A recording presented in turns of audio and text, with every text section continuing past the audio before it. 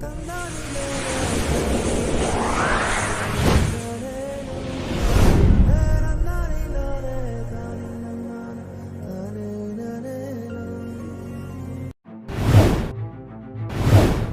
साथियों, क्या आप भी आवारा पशुओं एवं जंगली जानवरों जैसे नीलगाय, हिरण, जंगली सूअर आदि से परेशान हैं?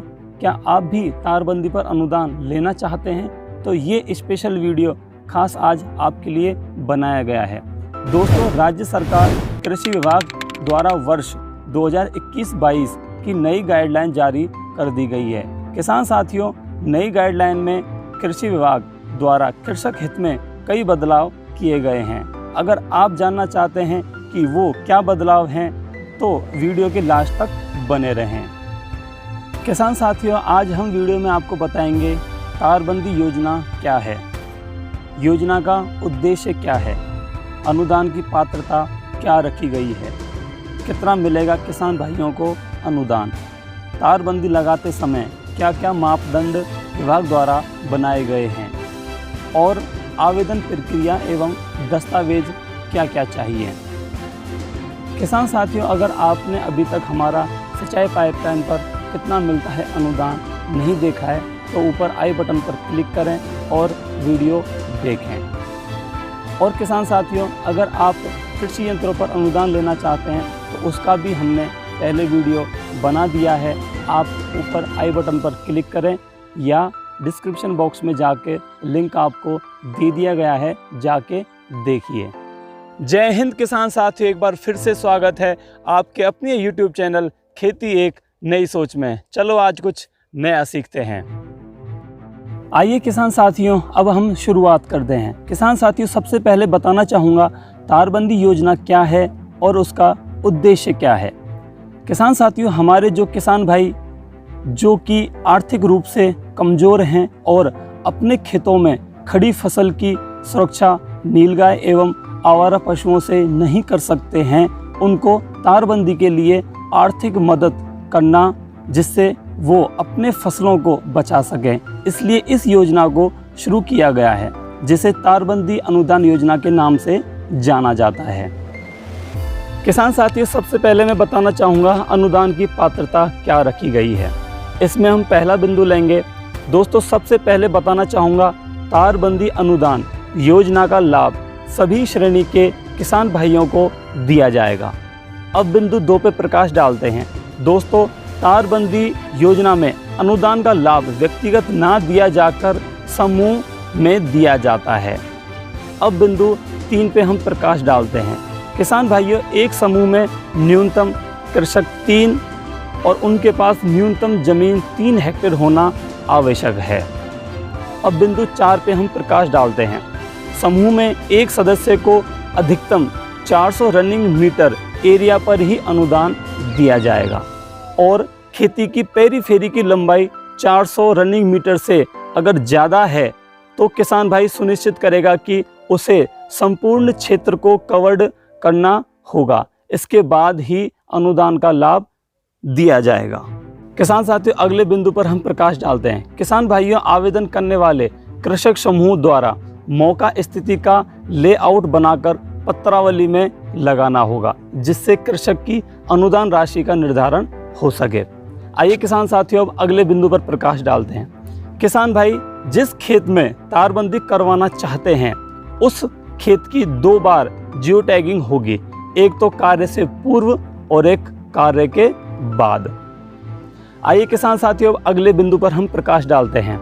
किसान साथियों, एक और आवश्यक बात, अगर समूह की पेरीफेरी में कोई ऐसा कृषक का हिस्सा आ रहा है जिसने पूर्व में अनुदान का लाभ ले रखा है तो उस छोर की तारबंदी पर कृषक समूह को अनुदान नहीं दिया जाएगा। आइए किसान साथियों, अगले बिंदु पर हम प्रकाश डालते हैं। तारबंदी का कार्य अगर किसान बैंक लोन की सहायता से कराने पर भी कृषक समूह को अनुदान का लाभ दिया जाएगा। आइए किसान साथियों, अगले बिंदु पर हम प्रकाश डालते हैं। किसान मित्रों, एक और विशेष बात, तारबंदी अनुदान योजना से किसी भी धार्मिक संस्था, ट्रस्ट, सोसाइटी, स्कूल, कॉलेज को लाभान्वित नहीं किया जाएगा। अगर ऐसा करते हैं तो उनको अनुदान का पात्र नहीं माना जाएगा। आइए किसान साथियों, अब अगले बिंदु पर प्रकाश डालते हैं। किसान साथियों, राष्ट्रीय खाद्य सुरक्षा मिशन द्वारा निर्मित तारबंदी में किसी भी प्रकार का करंट प्रवाहित नहीं किया जाएगा ताकि पशुओं एवं जनहानि से बचा जा सके।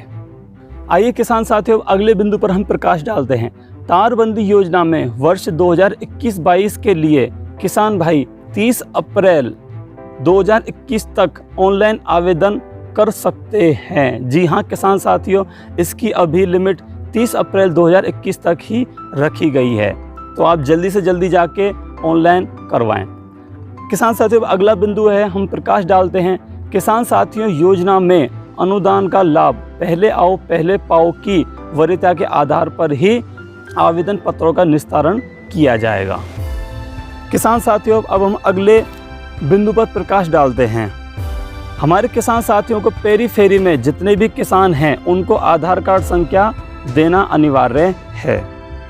किसान साथियों, आइए हम अगले बिंदु पर प्रकाश डालते हैं। दोस्तों, कृषि विभाग द्वारा अनुदान दिए जाने के उपरांत तारबंदी के रख रखाव व मरम्मत की संपूर्ण जिम्मेदारी स्वयं किसान की होगी।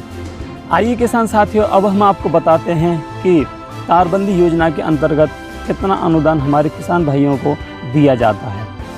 किसान साथियों, भारत सरकार की NFSM तिलहन अंतर्गत कांटेदार तारबंदी पर लागत का 50% या अधिकतम 40,000 रुपये प्रति 400 रनिंग मीटर पर अनुदान आपको दिया जाता है। अगर 400 मीटर से कम लंबाई होने पर प्रोरेटा के आधार पर कृषकों को अनुदान दिया जाता है। यानी कि अगर आपने 400 रनिंग मीटर से कम में तारबंदी की है तो आपको उसी की लंबाई के आधार पर विभाग द्वारा अनुदान दिया जाएगा। किसान साथियों, अब हम बात करेंगे कि हमारे किसान भाई तारबंदी कैसे करें, किन किन नियमों का ध्यान रखें, क्या क्या मापदंड तय किए गए हैं, आज उनको बारीकी से हम समझते हैं। जो पहला बिंदु है किसान साथियों, तारबंदी की ऊंचाई धरातल से 150 सेंटीमीटर या 5 फीट होनी चाहिए। किसान साथियों, अब दूसरे बिंदु पे हम प्रकाश डालते हैं। पिल्लर से पिल्लर की दूरी 3 मीटर यानी कि 10 फीट होनी चाहिए, इससे ना तो कम और ना ज़्यादा। जी हाँ किसान साथियों, अगर आप एंगल लगाते हैं या अगर आप पत्थर की पट्टी लगाते हैं या फिर कंक्रीट सीमेंट का एक पिल्लर जो पिल होता है वो लगाते हैं तो उन दोनों के बीच की दूरी आपको 10 फीट रखनी है। 3 मीटर या 10 फीट से ज़्यादा आपको नहीं रखनी है। अब किसान साथियों, अगले बिंदु पर हम प्रकाश डालते हैं। हमारे किसान भाई पिल्लर के रूप में पत्थर की पट्टी, लोहे की इंगल या सीमेंट व कंक्रीट का पिल भी काम में ले सकते हैं। किसान साथियों, अब जो 4 नंबर का बिंदु है उसमें हम आपको बताएंगे कि फाउंडेशन कैसे तैयार करें और कौन कौन से मापदंड निर्धारित किए गए हैं। ध्यान से सुनना किसान साथियों, ये एक बहुत अच्छी चीज़ है, बहुत बढ़िया चीज़ है, इस पर थोड़ा सा ध्यान दें। सबसे पहले हम लोहे की इंगल व सीमेंट व कंक्रीट का पिल गाड़ने के लिए जो गड्ढा खोदते हैं उसका आकार लंबाई 30 सेंटीमीटर रखेंगे, चौड़ाई 30 सेंटीमीटर रखेंगे और गहराई 45 सेंटीमीटर रखेंगे। अब इसमें किसान साथियों, जब हम सीमेंट, कंक्रीट और बजरी डालते हैं, उसका हम मिक्सचर बनाते हैं तो उसका अनुपात क्या रखें? उसका अनुपात 1:3:6 आपको रखना है। किसान साथियों, अब अगले बिंदु पर हम प्रकाश डालते हैं कि किसान साथियों, अगर आप सीमेंट, कंक्रीट का खंभा लगाना चाहते हैं तो पिल्लर का आकार ऊपर से 10x10 सेंटीमीटर एवं नीचे से 15x15 सेंटीमीटर होना जरूरी है। अगले बिंदु पर प्रकाश डालते हैं।